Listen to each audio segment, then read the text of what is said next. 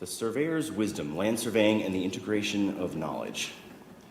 So the land surveyor translates between the civil engineer in the office and the construction worker in the field. The surveyor has to be comfortable with both worlds. And the typical kinds of projects that the land surveyor is involved in are three main ones, as you can see at the top of the screen: the topographic mapping, construction staking, and boundary location. This talk will be mainly focused on the land surveyor and boundary location. Now, if you look up definitions of land surveying online or you read articles about what they do, you'll typically find what you see on the slide here is a couple of examples, and I've sort of put in bold keywords that surveyors have a very precise job. They make measurements, they use technology, and they work in the office. And this is all true, but it's merely one-sided. The surveyor also must be adept at law, using historical documents, observing the landscape, and many other kinds of evidence. So it reveals some of our cultural biases in the way that we discuss and talk about this field. And so when I have taught this class in the past at the University of Mary on the land surveying for the engineering program, I would often ask my students this question: will the profession of land surveying eventually be wholly, completely mathematics and technology? All right, that's the question I asked them. And half of them say yes. Math is unquestionable, they say. Everything will be planned out with powerful computers, and mathematics will be able to eventually govern completely the location of property corners over other kinds of evidence. So the vision of the future that these students had, their vision of progress, involved mainly the increase of digital over physical reality through drones, 3D models of the Earth, augmented and virtual reality technology, robotics, AI, satellite imagery, and the Internet of Things. Online, one site predicts surveyors of the future will not just be technicians, but also data analysts, environmental stewards, and technology experts. Now, while this is all true and exciting in many ways, it represents only one aspect of surveying. This talk is about how emphasis on the mathematical and technological sides of land surveying has skewed the profession, contributing to serious problems like the lack of young people entering the field and the proliferation of poor field work. The way forward, I will argue, the real way of progress, I think, must involve recovery of what I call surveyor's wisdom, which utilizes mathematics and technology in subordination to other aspects of surveying. There are implications, I think, in this talk for other professions and other fields of knowledge. So to help us out along the way, we have three major thinkers here. Jeff Lucas is a land surveyor and a lawyer, author of the book The Pincushion Effect, The Multiple Monument Dilemma in American Land Surveying. Andrew Linklater is a historian and author of Measuring America. And Matthew Crawford, a political philosopher and also a motorcycle mechanic, author of the best-selling book Shop Class as Soulcraft, an inquiry into the value of work. These three gentlemen will be sort of accompanying us through the talk today. Their insights providing light on the way forward. So the outline is, why does surveyor's wisdom matter? That's what we'll start with in part one. And then this question arises is, why do we lack this wisdom? And what forces work against it? So that leads into the part two, trying to answer that next question then, in showing how the power of mathematics and technology in the history of surveying has made this wisdom difficult to possess, and also how modern work culture inhibits the surveyor's wisdom, leading to the conclusion. Now, I'll start with a story. So this is from my own land surveying experience about 20 years ago in Michigan, where I grew up, not far from Remus. And this is when I first became aware of surveyor's wisdom. So the project outlined in the right side of the screen is we were supposed to do a property survey of the northeast quarter of this section of land here. And the boss I was working with, Jim Keller, amazing man, about 75 years old. This talk is dedicated to his memory. He's an amazing guy. And he was out in the field with me as I was the assistant. And he was convinced that the the survey point put in at letter A that you can see in the middle of the section there was wrong. It had been done by another surveyor. It was a young guy, and my boss knew him, and he's like, no, I don't think it's right. We're going to go out into the field. We're going to find the actual original corner. All right? So we drove out there in a truck down the 2-lane road out in the fields and forests of central Michigan, and he found the survey point that the other surveyor had put in. He said, yeah, this isn't right. And he's looking around, and he asked me, what can you see, Joseph? What can you see in the landscape around you? And I don't know. I can't see anything. And there's a field and there's some trees. And so he points over to the side, and he says, look, do you see that plow line over there? And I look, and I see where the farmers have been, for decades, have been plowing the field. And over time, when you plow a field, the dirt gets pushed to the edge, and it forms like a mound along the edge of the field. He says that plow line is indicative of where the accepted, kind of the historical boundary of this property is. Oh, okay. Well, now what, though? Because now we need to intersect that line. We need to find a north-south line. He says, yeah, we'll walk over there. So we walk over, and he starts kicking around in the grass, and his boot catches on something down in the grass. And we look down, and there was some barbed wire. And he pulled up the barbed wire with his boot, and he picked it up with his hand, and he pulled it up and said, now intersect these two lines.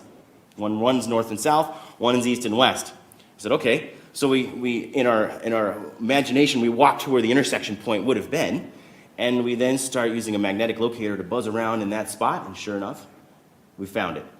The historical corner, and in the red dot that's different than point A.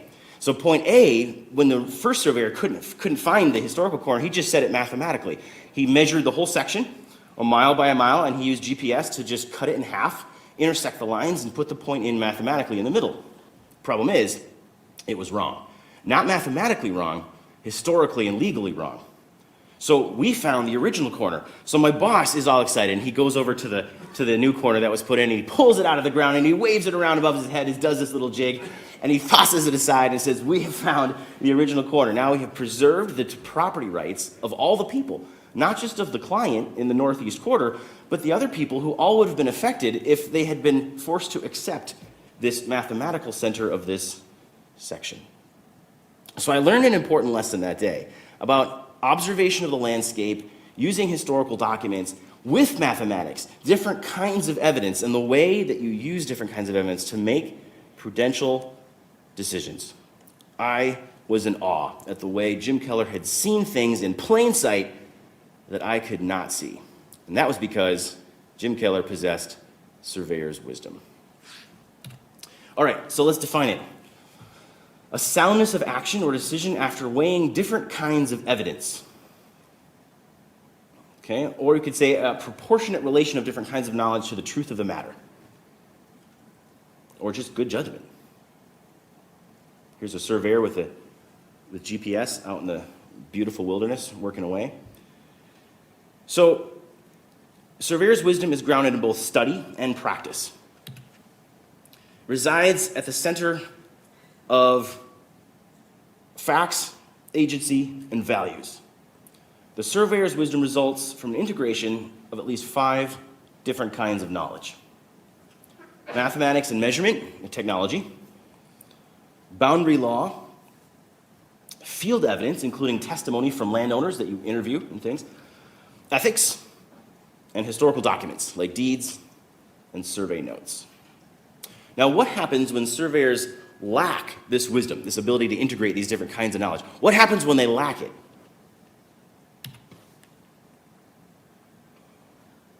The pincushion corner, this is called. You have surveyors who come out into the field and they measure very precisely, and then another guy comes along and measures a little more precisely with better technology 20 years later, and you start ending up with multiple property corners, as you can see here. Which one's the right one? You don't know, I don't know, and frankly, the surveyor doesn't know either, unless he does more work to actually figure it out. This is a problem, and it's called the pincushion corner, and this problem is becoming widespread across our country.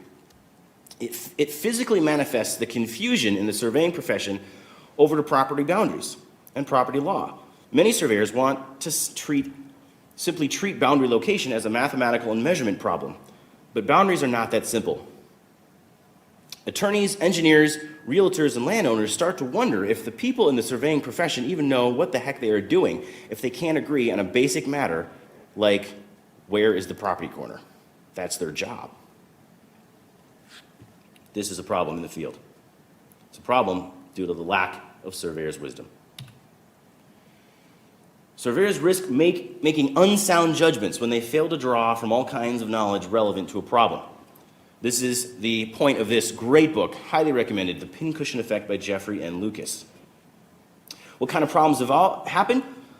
Pincushion corners, as I just said, prorating entire city blocks that have been occupied for decades, or re-subdividing sections or subdivision developments that have already been subdivided because new and more precise measurements and computer calculations are now possible. What real-world problems does this create? Awkward situations between neighbors, property line disputes. In places where there are tight setback lines or zoning regulations, pincushion corners can mean the difference between compliance and non-compliance. In rural settings, a new monument set 10 feet away from an old one could mean moving thousands of feet of fence line. Where neighbors once lived in peace, there is now conflict. In some cases, neighbors end up in court, wasting tens of thousands of dollars and years of their lives over boundary disputes because of pincushion corners.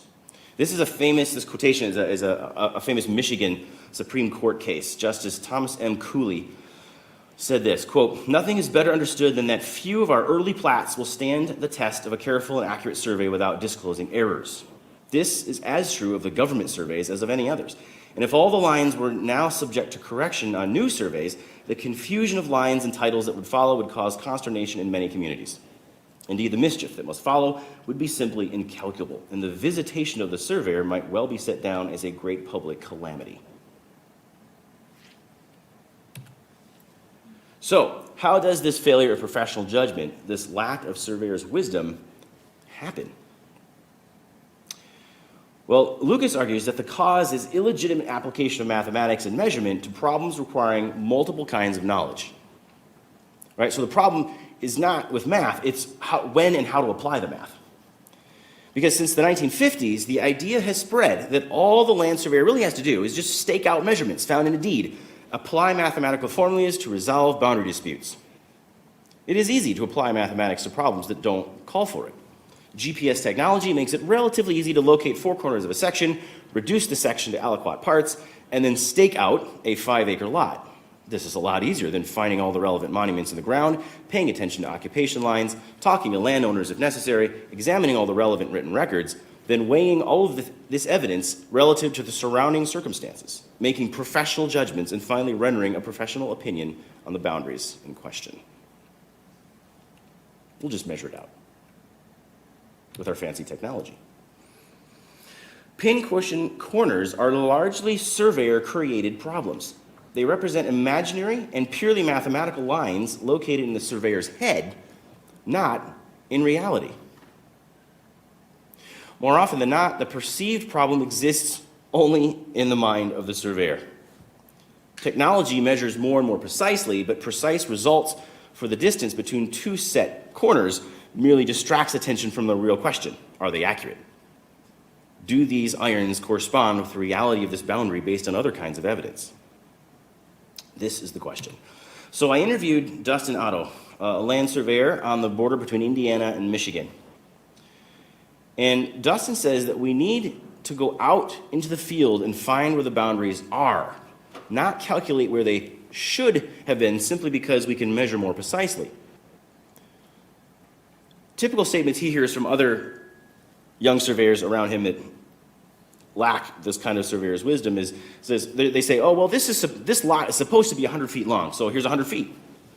Well, it's not really our job to go out and do all this other stuff. We just want to measure things. We need to survey it how it should have been done so our client gets what he thinks he has.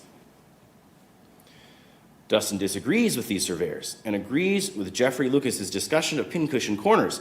Every boundary line has at least 2 owners with other rights involved. This is why the surveyor must keep in mind the public good, the ethical consideration. The surveyor must ultimately help protect property rights, not simply work as an expert measurer. So, part 2. what are the factors that inhibit this kind of surveyor's wisdom? Okay, and the first one I want to focus on is the power of mathematics and measurement in the history of land surveying. We will see how this one field of knowledge began to take over our thinking about the whole problem in land surveying. All right, and it began in the 1600s, as much of modernity did begin in the 1600s. So the scientific revolution. Gunter's chain was invented in the early 17th century. We can see a picture of it here, made out of 100 links. Yeah, 1620. And this was the traditional English land measurements based on the number 4. And it involved decimals based on the number of 10. So this was a brilliant solution to the problem of measurement because it linked sort of traditional measurement with decimal measurement.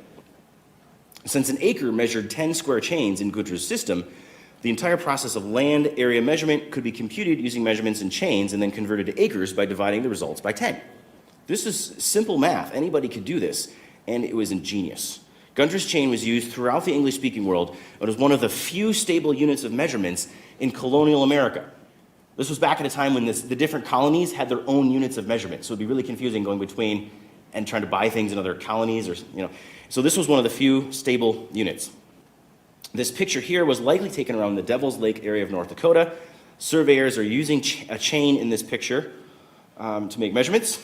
They didn't switch until steel tapes until like the end of the 19th century.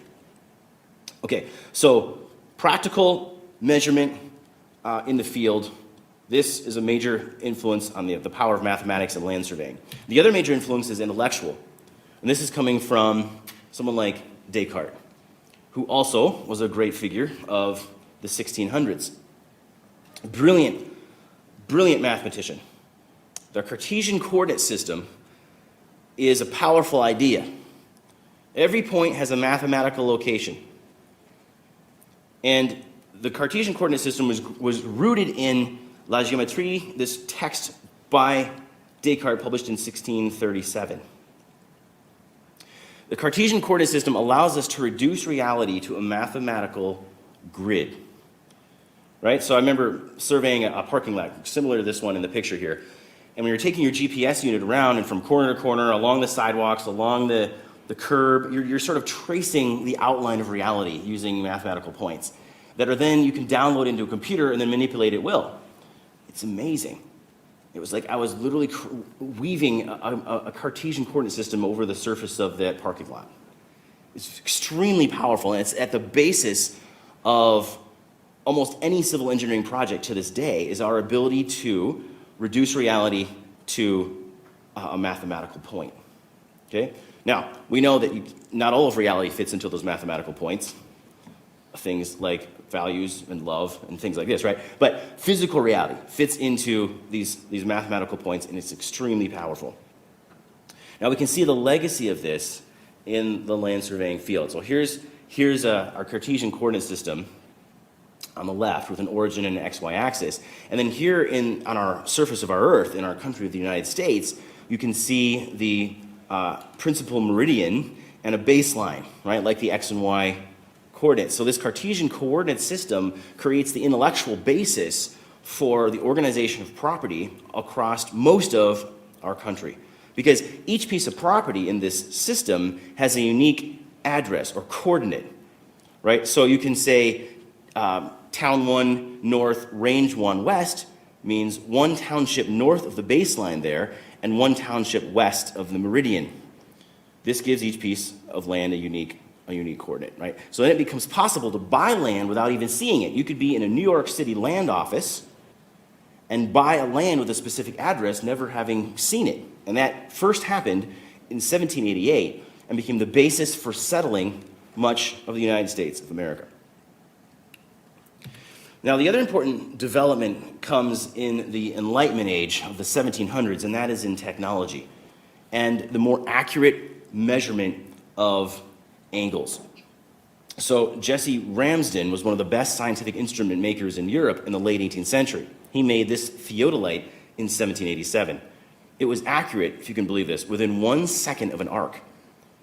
and it was used for the first high-precision triangulation survey of the whole of Great Britain and Ireland. Thomas Jefferson was fascinated by Ramsden's theodolites and bought one in London.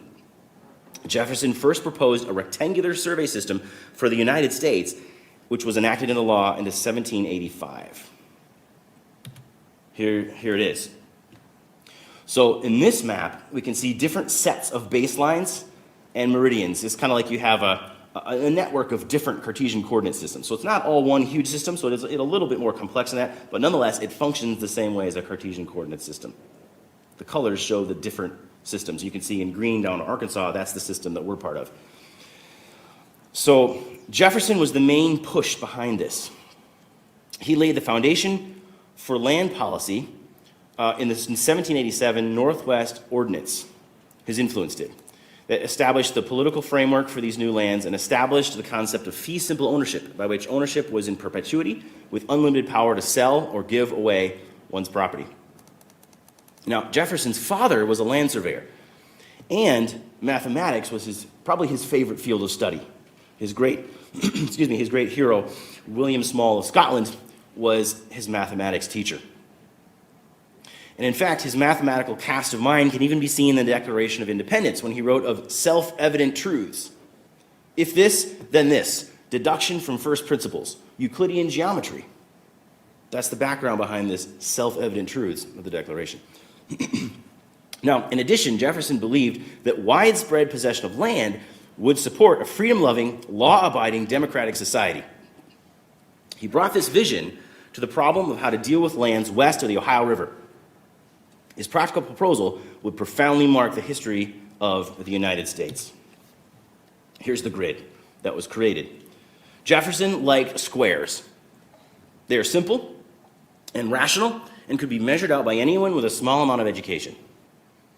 Now, Jefferson, in this thinking, was influenced by ancient Roman rectangular surveying, true, but also contemporary Dutch rectangular surveying used in land reclamation from the sea in the Netherlands.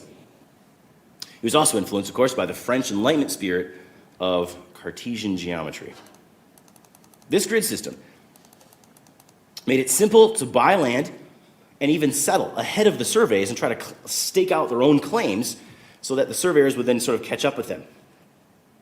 This surveying system encouraged egalitarianism, independence, self-reliance, hard work, democracy, and free markets based on speculation in land, made easy by the grid.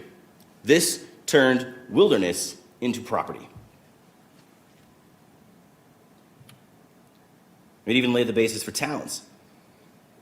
Railroad towns sprouted quickly, thanks to grids and Gunter's chain that we introduced earlier, keeping things simple for the chainmen. Office boys, lawyers as clerks, and municipal engineers could easily lay out town plans and calculate acreage. Now, it's interesting to contrast this system with places in our country that didn't have this system, right? Let me flip back to this map, right? You see in white does not have this public land survey system, the PLSS, right? The public land survey system. Places in white did not have this system, okay? And they were at a disadvantage. Here's Kentucky. This had the traditional, what's called the meets and bounds system of surveying, where you don't measure it in squares, you measure it based on the landscape. So you go, okay, we'll measure over to that tree, and then to that creek, and then over to Uncle Joe's farm, and then along the road, and that's the measurement. Well, this gave rise to a lot of corruption and litigation. What happens when the tree is cut down and Uncle Joe moves, right? And we have a land market in these states that was skewed toward the speculator and the banker rather than the ordinary citizen. As usual, the rich benefited from endemic corruption. This situation affected slower economic development across much of the South, Appalachia, Kentucky, Tennessee, New Mexico, and Louisiana along the Mississippi River. Why would you want to invest in a place with uncertain land title? Now, Texas is a really interesting case study because although it didn't have the PLS system, it did adopt a rectangular system of survey of its own and developed a land market that gave the state a vigorous economy that its neighbors on either side lacked. You can see the trajectory of American history and politics to this day as a result. In fact, you could contrast economic development in Latin America as a whole, right, South and Central America, with that in the United States, based on different ideas of property ownership and land surveying. The PLSS system of Thomas Jefferson laid the basis for secure land title and giant prosperity in the U.S., contrasted with much more widespread poverty throughout Latin America, which was one reason why Latin American migrants try to come here rather than the other way around. So, North Dakota. The surveyors were in this state by the 1860s.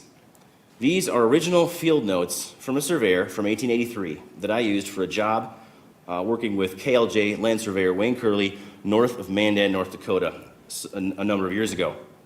You can see on the left of the notes, you can see the numbers written 40 and 80 there. Those are reference to chains.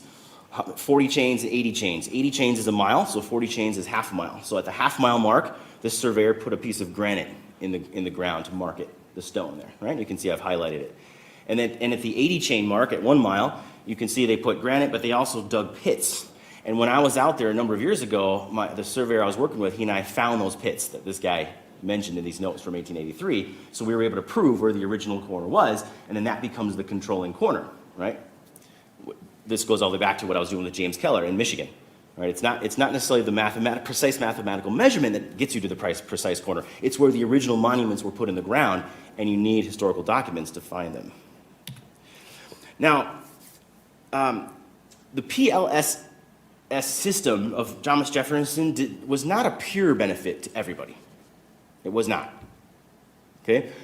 Think about this, right? The Native American view of property is very different than the Anglo-American. In the Native American point of view, individual ownership of property does not really make sense. Right? For them, it makes more sense to talk about that the land owns you, because when you die, your body goes in the land. Right? That made more sense to them. So, for them, alliances and even marriages reinforced understandings about where and when tribes might come near or onto another tribe's land. Boundaries were precise at certain points, but otherwise somewhat fluid and imprecise, depending on circumstances. So, land surveyors represented a threat to traditional ways of life. The PLSS system, this rectangular system, came as a shock to them. The surveys of Indian reservations, one is pictured here, generally proceeded in accordance with the public land laws in the rectangular system. The Dawes Act of 1887 said that Indian reservation lands should be surveyed into standard square plots. The intent was to break up communal villages into separate private property allotments for individual families to make them farmers who live like the Anglo-American population around them. This was tragic. This was a tragic destruction of their culture, and it was done through, partly, land surveying and different concepts of property. But interestingly, it wasn't only the Native American population that suffered from this rectangular system. So too did many of the Euro-American settlers of North Dakota. This book is incredible. Rachel Kaloff was a Jewish woman who migrated to her family's homestead near Devil's Lake, North Dakota during the 1890s. She came from Russia. She talks about in this incredible memoir about how, as she's making her way north from Devil's Lake, how the settlers were 7 miles apart. That's how many people were in the area. There was a human cost to this grid, these mathematical points that paid no consideration to either geography or the human heart. Here's a quotation on the slide. Right? In no civilized country have the cultivators of the soil adapted their home life so badly to the conditions of nature as have the people of our great northwestern prairies. That was in the Atlantic Monthly, 1893. Quote, each family must live mainly by itself, and life shut up in the little wooden farmhouses cannot well be very cheerful. An alarming amount of insanity occurs in the new prairie state among farmers and their wives. Yes, Kaloff talks about that. She herself suffered from that. Smalley, the author of this quotation, blamed the squares. They encouraged isolation. As roads developed along the section lines, the nearest neighbor might be a mile away, right? Because if you build your house in the middle of your section, Half a mile out to the edge, half a mile down to the next one, up to the next one. You're at least a mile and a half away or a mile away from your nearest neighbor. This contrasts with more traditional French land systems like ribbon farms found in Quebec, Canada, or along the Detroit River, where they surveyed the land based on a perpendicular out from the rivers, real narrow, so that you could build your house on the river and be right next to your neighbors and have lots of land too. Completely different system, much more humane. In the prairies, there was a lack of this humanity. And we see the suffering from this even into the 1930s. This is another amazing book set in the state of North Dakota. Anne Marie Lowe kept this incredibly graphic and perceptive diary during the 1930s at her family farm north of Jamestown, North Dakota, which she watched decline and then get sold to the government as part of the Arrowwood National Wildlife Refuge. But at one point in her diary, she said this on the screen: "Our bountiful and interfering government sometimes creates awful messes. When this region was opened up to homesteaders, the government and railroads encouraged people to come in here for an almost free 160 acres. The broken lives and broken hearts that caused was criminal. People back east had no idea a 160-acre tract here does not make a viable farm."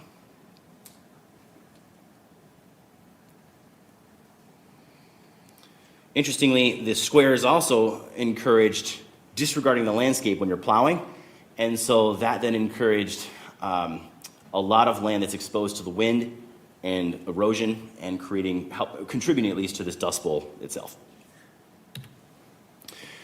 Nonetheless, the PLS system had many benefits. And here is a survey crew in Bismarck, North Dakota in 1892. The survey of North Dakota proceeded from the 1860s to 1906. And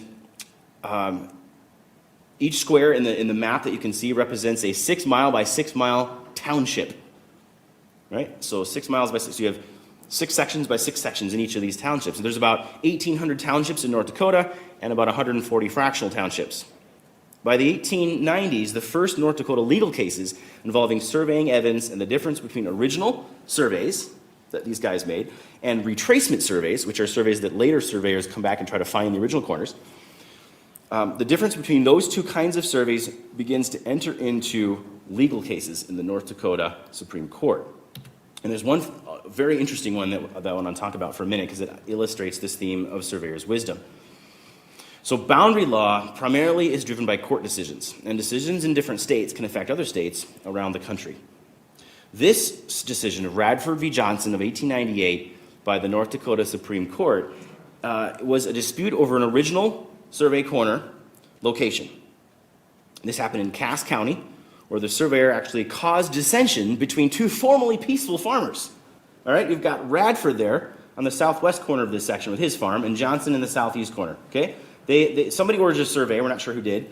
The surveyor comes out, and he's on the road there along the south line, and he can't find the original corner, so he measures the whole length and splits it mathematically, just like the surveyor in Michigan had done in my experience. That's the blue dot. So, guess what? Radford's really happy about this. He gets extra land. Johnson is really sad about this because he's going to get less land. They go to court. Was the surveyor justified in doing this, in disregarding the physical evidence of the fence line that you can see there? Does the surveyor have that authority? Well, Radford argued that the midway point was correct, despite the field evidence.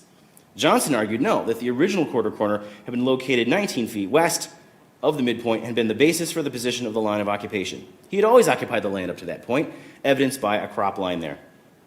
On appeal to the North Dakota Supreme Court, Johnson was granted a new trial.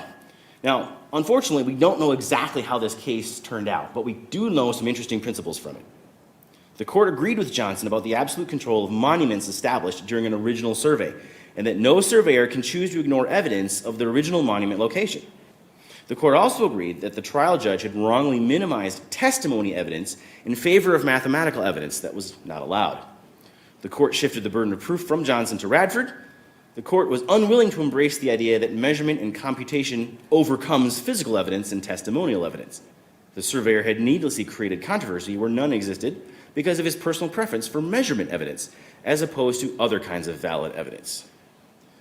Surveyor's wisdom, here it is, in germinal form emerging through the law. Now, U.S. law is based on English medieval common law that operates based on precedents in previous decisions. These precedents embody accumulated experience or wisdom over time. History matters here. Justice is not a universal abstraction, but is worked out in local circumstances. There's wisdom in these court decisions like Radford v. Johnson of 1898 that later courts point to in deciding similar cases. Precedent constrains judges to judge like cases alike, not according to individual preferences. This legal tradition acts as a check on the influence of mathematics and measurement in the history of land surveying. It is very important for surveyors to learn about the law to remind them of what kinds of evidence have been upheld historically by the courts as controlling land rights. This knowledge then helps them see that evidence out in the field, just like Jim Keller helped me when I was a young surveyor see that evidence that I couldn't see before. His knowledge of it allowed him to see it. All right, part 3.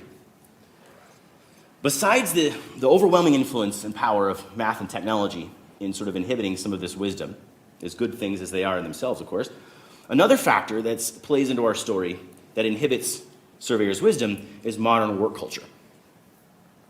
And on this theme, I want to draw from this fascinating book that I continually come back to over the years, Shop Class as Soulcraft, an inquiry into the value of work by Matthew Crawford. He argues here that modern work culture undermines professional judgment and wisdom by separating thinking from doing. Many articles online point to a crisis in the surveying profession, not bringing in enough young people to replace older surveyors. That's this headline here that you can see. This may be related to the ambiguous effects of technology in the field. Reducing the number of surveyors needed through technology is efficiency, right? Also reduces the number of young people getting field experience. This in turn acts against acquiring the kind of surveyor's wisdom we are talking about. Crawford argues that we need to restore what he calls pockets of mindful labor that link work to the scene of its execution in the field, not just the office, to shore up professional judgment. Now, while technological change has radically increased efficiency in the short term, it has also reduced the number of surveyors needed in the field. Crawford shows the history of this. Blue-collar work was affected in the early 20th century by Henry Ford, who introduced the moving assembly line, basically saying, okay, guys, don't worry. Well, the back office is where the thinking people will be. You guys just have to stand here and do the same thing over and over, right? Much made fun of in early films about, like Charlie Chaplin, Modern Times. Workers hated it, right? Workers hated it. Now, the same processes of separating thinking from doing began to affect white-collar work after World War II. Employers increasingly assumed it was better to hire college graduates to work in offices. By the time of the 2005 TV series The Office, we mocked it. Because culture shapes what kind of knowledge we value, right? With the disappearance of shop classes from the 1980s and 90s, that sent a message. The message was, we should be preparing all of our students for college and up, and not for doing things, not for practical knowledge. That was what the message that our culture began to communicate late in the 20th century.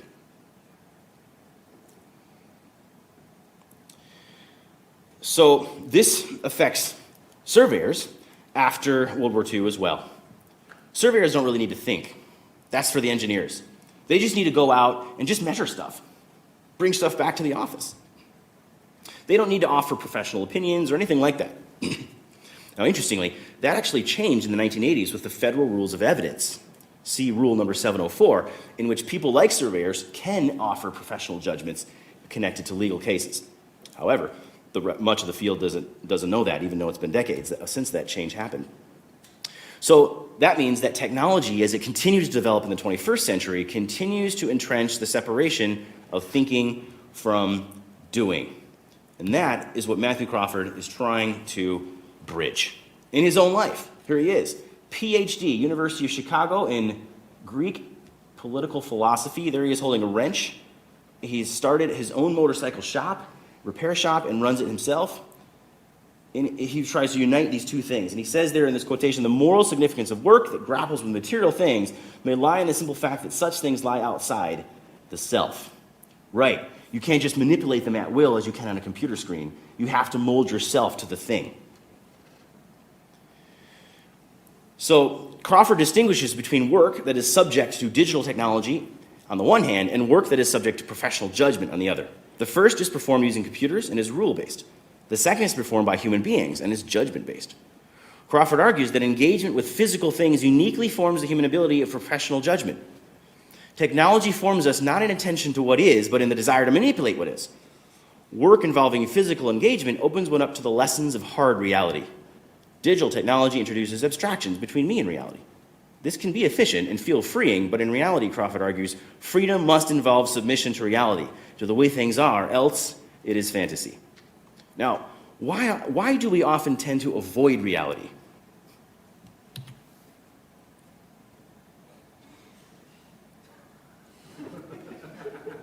Because reality is a bitch. That's how we say it in the field. Better to stay in the office with the computers.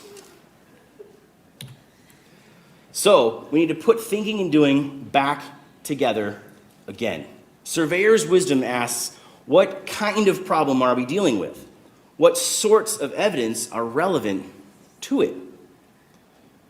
Separating thinking from doing is not best for the long-term good of the profession. Crawford says we need to find ways of putting thinking and doing back together. This is because we have to be able to think outside the box. What even is the problem? Sometimes, even the boundaries of the situation are not clear. Acting rightly depends on seeing reality clearly. Intelligence is not simply data processing power. Do you have the right set of data? How should the data be applied to this particular situation?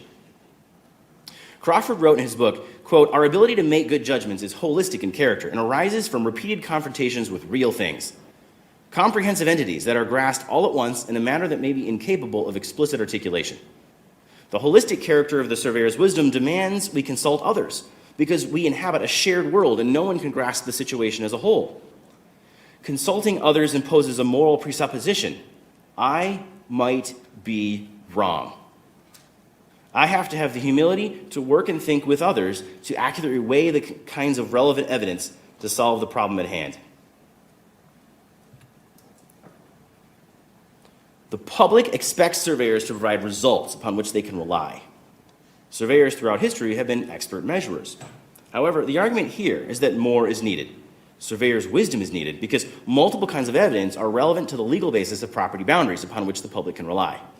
Pincushion corners result from illegitimate application of mathematics. Now, Lucas, in this book, The Pincushion Effect, uses this example, pictured at the top right of the slide. This is a plat that he made up from, he's given it a date of 1974. In this plat, this is a subdivision, just pieces of property, there's people living there, right? And all lots were sold except lot 9, which somebody bought in 2008 and had it surveyed. When the surveyor came out, he didn't find anything in the ground. There were no monuments in the ground for him to actually find the property corners. They only existed on paper, like this, right? So the question is, where are the property lines? Are they the dark lines, which are the lines of occupation, like fences and things between the houses? Or are they the light lines that you can see there, which are the theoretical lines existing on paper? Which ones are the actual property boundaries? Now you might say, well, there's not enough information to really make a decision. Okay, probably not. However, Lucas found in his surveys, in his talking with surveyors around the country, that many surveyors, pressed for time, would simply stake out the platted lines, the light lines, the theoretical lines. If the surveyor had taken a bit more time to actually gather evidence, however, he or she would have found out from testimony and from occupation evidence that the occupation lines were the accepted boundaries that no one had ever questioned. Lucas took this example and compared it with local state laws around the country, and he found that in nearly all cases, the law supports the occupation lines over the mathematical lines. He wrote, even though the law fully supports the occupied lines, in this scenario, there are very few surveyors who like these results. Why not? Because they like math and technology better. Nevertheless, unsettling established boundaries by a retracement survey is repugnant to the law and to justice. Just as for sections of land in the PLS system, so for retracement surveys on subdivisions. Original monumentation holds. So, let's see how all these different kinds of evidence come into play in this Garfunkel subdivision here, right? Firstly, the deed called for monuments that had been put in the ground. These have superior status even when they disappear. These are historical documents. That's one kind of evidence. Secondly, the best available evidence from the field of the location, because you couldn't find the original monument, came from testimony of Garfunkel himself and from talking to the neighbors. Oh yeah, this fence right here, that's the boundary. It's been that way for years. Number three, mathematics and measurement is evidence, but it plays more of a negative role here, alerting the surveyor to discrepancies between the platted and occupied lines and promoting him or her to dig deeper for more evidence. The evidence of ethics comes into play when the surveyor is trying to respect the land rights of all the parties involved, right, in all these different lots, at least the ones that are around Lot 9 that had been sold. Not just the paying client, right? That's an ethical problem. Finally, the evidence of boundary law comes into play in this case when we decide to leave the boundaries as they are, as they're occupied, not reshape them according to more precise mathematical measurements.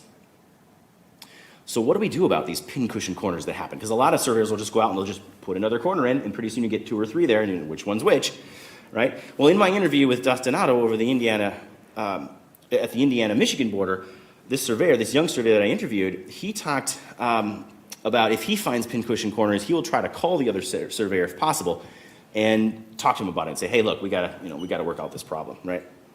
Or sometimes he'll pound the wrong border, he'll pound the wrong point down a little bit into the ground, leaving the correct one up higher so that it doesn't confuse the landowners. And sometimes it's possible to also have a contract with the person you're working for so that if a situation arises in the field where you have to do more research, then the person paying for the contract will have to then pay you a little bit more money, right? So there's ways you can write your contracts in order to deal with situations like this that could arise where you have to do more research than anticipated. All right? So that leads us to a conclusion. And that is, excuse me, having to do with this point about ethics. So the National Society of Professional Land Surveyors creed and canons has this point in it, right? This point of honor, which is to place the public welfare above all other considerations. In humility and with the need of divine guidance, I make this pledge. This is fascinating. The surveyor's duty is to find the monuments that have already been established, not simply create new ones based on mathematics and GPS technology. This requires surveyor's wisdom. And perhaps it's a deep wisdom, grounded in ancient history and ancient texts.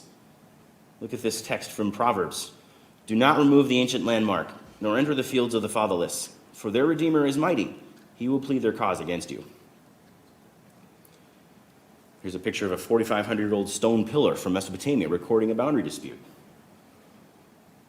Surveying is an ancient profession. A lack of surveyor's wisdom undermines the surveying profession. Lucas said that if all land surveyors can do is measure expertly and find problems without offering any solutions, then society will not need land surveyors in the not too distant future. So we have looked at some of the historical and cultural reasons that we have valued measurement above other forms of knowledge in land surveying.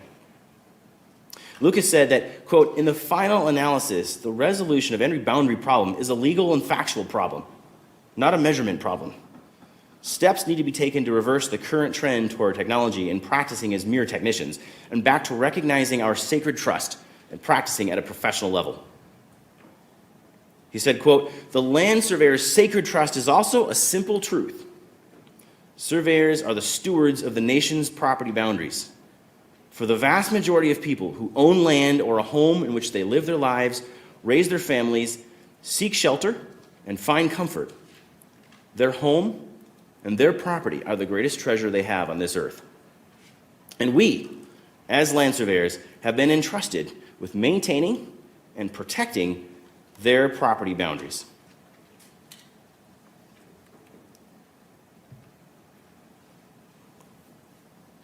Some recommended books, and I want to say thank you to my wife, Barbara Stuart, who supported me in this presentation and talk, to land surveyors Chris Johnson and Dustin Otto for their helpful interviews, and to thank you for your attention. Good day.